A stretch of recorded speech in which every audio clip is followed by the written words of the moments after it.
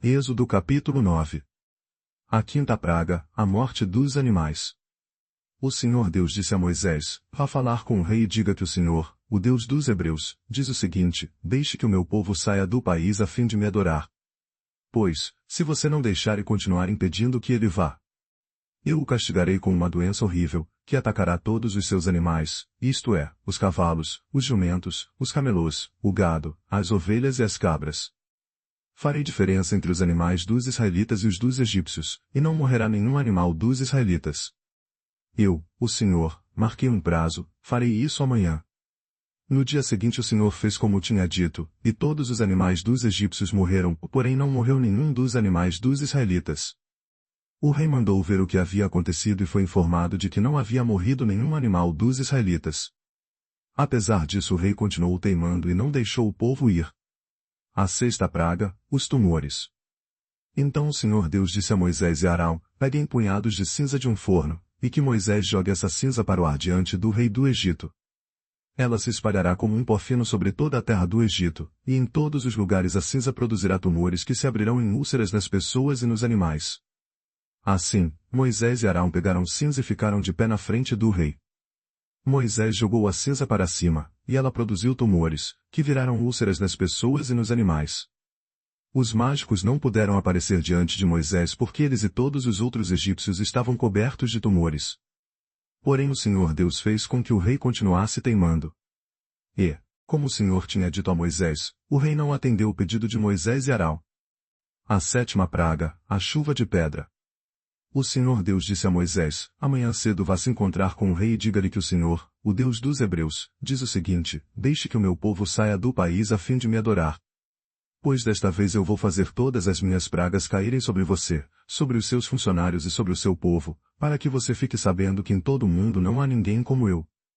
Se eu tivesse atacado você e o seu povo com doenças, você já teria sido completamente destruído. Mas estou deixando que você viva para mostrar a você o meu poder e para fazer com que o meu nome seja conhecido no mundo inteiro. Você ainda continua orgulhoso e não quer deixar o meu povo ir. Porém amanhã a esta hora eu vou fazer cair uma chuva de pedra tão forte como nunca houve igual em toda a história do Egito. Portanto, agora mande recolher o seu gado e tudo o que você tem no campo. Se as pessoas e os animais que estiverem no campo não forem para casa, quando cair a chuva de pedra, todos eles morrerão. Alguns funcionários do rei ficaram com medo daquilo que o Senhor tinha dito e levaram os seus escravos e os seus animais para os abrigos. Mas os que não deram atenção ao que o Senhor tinha dito deixaram os seus escravos e os seus animais nos campos. Então o Senhor Deus disse a Moisés: levante a mão para o céu, e cairá chuva de pedra em toda a terra do Egito.